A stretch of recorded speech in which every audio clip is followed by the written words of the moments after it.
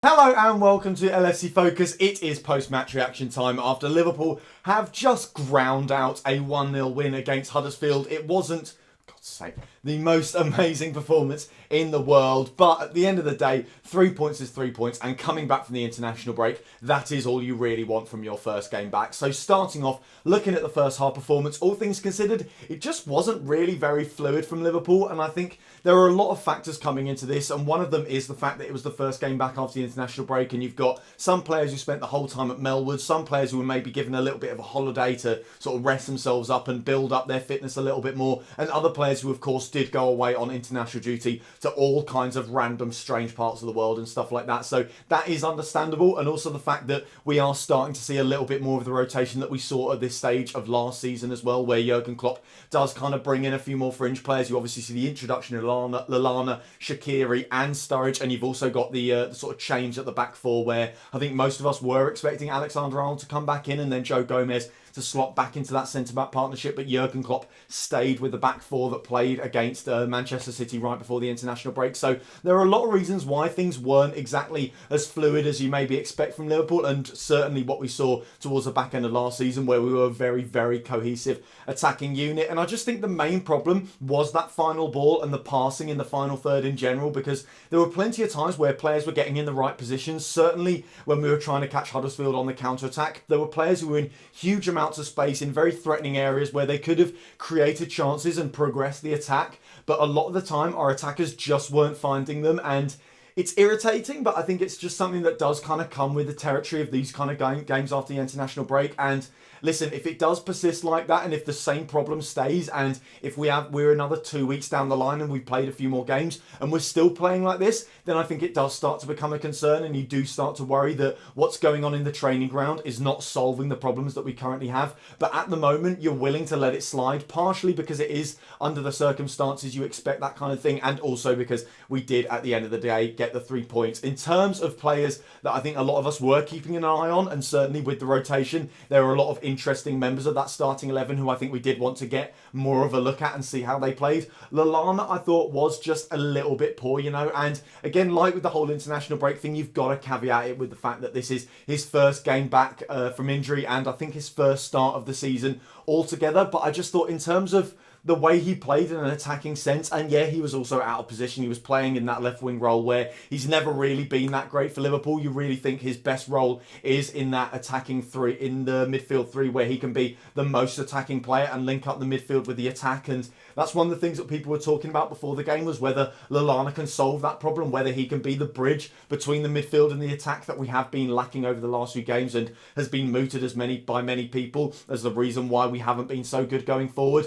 But I just thought in terms of positional play, he was never really in the right places. He was either too central or too far out wide, too far forward or too deep. He was just never in a place where he looked like a decent passing option. And when he did have the ball as well, he wasn't making anything happen. And you think about the good moments in terms of the way Liverpool attacked, they very rarely came down Adam Lallana's side. Most of the time, they were down that right-hand side where we had Xherdan Shaqiri or we had Mo Salah, where Daniel Sturridge would drift at times to try and overload those spaces. That's where Liverpool had the most joy, especially in that first half, and Adam Lallana just wasn't a part of it. And obviously, yeah, he did play out of position. It's his first game back. It's the first game back for everyone after the international break, so he's not necessarily a write-off. But I think for anyone who was thinking of Adam Lallana as this kind of saving grace who was going to come in and sort out all of our problems in terms of linking the midfield with the attack, it didn't really look like that today, and I certainly wouldn't bank on him starting another game anytime soon. Apart from that, in the first half, obviously the key moment is the goal that Liverpool get. It's an absolutely deadly finish from Mo Salah, the kind of thing we haven't seen anywhere near enough from him so far this season, and also some really good build-up play as well. Joe Gomez, who I think is potentially a contender for man of the match for how he fulfilled that right-back slot. He did everything that was asked of him defensively. He looked fantastic, as an extra centre-back, sometimes drifting in alongside Lovren and Van Dijk. Going forward as well, his ability on the ball just shone through. He was always picking out fantastic passes, and he looked imperious as he strode into the middle of the park as well. So all in all, a little bit of a tangent, but I just thought Joe Gomez was absolutely great today and kind of vindicated why Jurgen Klopp played him there, even though I think the persistence of playing him at right back and putting Lovren in at centre back isn't really working, and I can't see that carrying on past this game. I still thought Joe Gomez had an absolutely fantastic game. But back to the goal that Mo Salah scored. It's a great ball from Joe Gomez into Xherdan Shaqiri, and then a wonderful weighted pass from Shaqiri just opens up that space that Mohamed Salah's running into. The kind of thing that, again, we didn't have enough of in that first half, of picking out the runs, seeing players in space, seeing them going into those spaces and creating chances via that. Xherdan Shaqiri did it, and that's how we end up getting that goal, and it's just a fantastic finish from Mo Salah. Like I said, we haven't seen enough of that from him so far this season, and hopefully that's the catalyst for him to kick on now and start getting more and more goals and replicating the kind of goal scoring form that we saw last season. Because I thought after he scored that goal, he did seem to get his mojo back a little bit. I think before that, I was watching it in the pub and we were all talking about how he just doesn't look as confident on the ball, and you kind of caveat it and you understand it because he's got so many players marking him this time around. Unlike last season, you know, everyone sees Mo Salah as the primary threat from Liverpool, so they're going to double up on him, they're going to get tight, they're going to make sure he doesn't have the space to do anything on the ball, and I felt like he really was succumbing to that before he scores. But once he gets that goal, every time he gets on the ball, even when there are players bearing down on him and reducing the available space he has, he still makes the right decisions. He's confident enough to hold onto the ball and wait for the right passes to appear. There are some times, like I think right at the end of the second half, where he just picks the ball up with his back to goal from a narrow angle, completely does the defender, and then gets a shot away. And it's the kind of thing that he hasn't been doing enough so far this season, and I just hope that after that goal, Mohamed Salah now kicks on and starts to look like the player that we saw absolutely tear up Premier League and European defences last season. Apart from that, in the first half, we did start to get a little bit scrappy towards the end. I think that last 5 minutes, we did really lose control of the game, and it became a little bit of a worry that our game management had gone a little bit out the window and we were allowing Huddersfield into it. So I think something certainly needed to change at half time, and I think the change of Wijnaldum, even though it was forced and it apparently was due to a tight hamstring from Jordan Henderson, did sort of give us a little bit of impetus in the middle of the park, because I thought once he came on, he looked absolutely excellent, and it really did explain why we haven't seen that much of Fabinho this season, because Wijnaldum has just been so good in that defensive midfield role. You know, he was so high energy in terms of the way he played. He was first to everything. He was chasing down lost causes. He was winning the ball back when I think if Henderson had played there or Fabinho played there, if anyone else had played in that defensive midfield role, they just wouldn't have got there as quickly as Georginio Wijnaldum. So I thought he looked absolutely fantastic and was one of the reasons that we probably didn't concede in that second half, because there were plenty of reasons why we could have done, and I'll come on to that again a bit later on in the video. But I thought Gini Wijnaldum just boxed off everything so well, and I was really impressed with his performance today, like I have been for most of this season, because he has been absolutely fantastic. I thought Sturridge also looked pretty good, not just in that second half, but in the first half as well. I think, given what was asked from him in this game, the fact that he was asked, I think, to actually perform more of a Firmino role. He wasn't just told, go up there and be the target man. He was asked to get back and defend and press and win the ball back in deeper areas, and I thought he did that fantastically well. And when Sturridge does that and combines that with the ability that he has on the ball, his ability to just pick perfect passes, his ability to get out of tight spaces by just his sheer brilliance in terms of dribbling on the ball, he became such a useful player for Liverpool in both those first and second halves. And it was a really promising sign looking forward, because without Firmino, we could have quite easily crumbled. And I think Sturridge's performance is one of the reasons that Salah plays so well, because Salah plays his best football when he's got Firmino next to him, because Firmino is the perfect facilitator for the way that Salah plays, the way Salah likes to cut inside,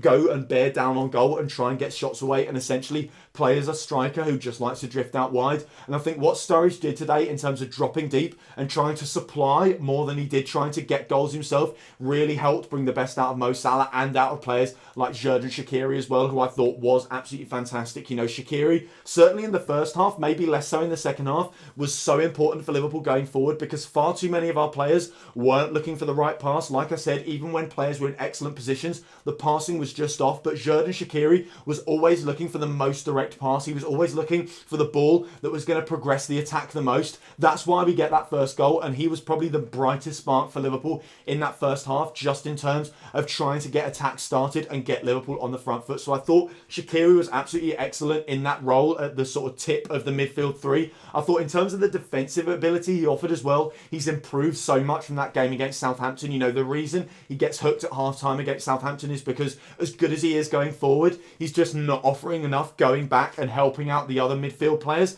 And I thought today, he got into our own box. He was defending set pieces. He was doing everything he needed to do defensively as well as going forward. So that is a really promising sign that not only is Xherdan Shaqiri playing well, but he is developing and getting more and more used to Jurgen Klopp's system as the games go by. So that was fantastic. And yeah, I thought Daniel Sturridge was really good, both in terms of his pressing and his ability on the ball. However, I think we did let ourselves down a little bit in that second half. And I think if it wasn't for the fact that Huddersfield was so poor going forward, and certainly in terms of finishing off their chances, they just could not hit a barn door when it came to trying to score a goal and get that equaliser, we might have actually been in a little bit of trouble if it wasn't for that, because I just think defensively, we just looked a little bit off it, and I think it is possibly down to that move with Joe Gomez, because I think one of the things that stood out so much in terms of Gomez's performance was his ability to bail out Virgil van Dijk in games earlier on this season, because as good as Van Dijk is, and he is absolutely fantastic, don't get me wrong there, he does still have the occasional off game. And the amazing thing about Joe Gomez was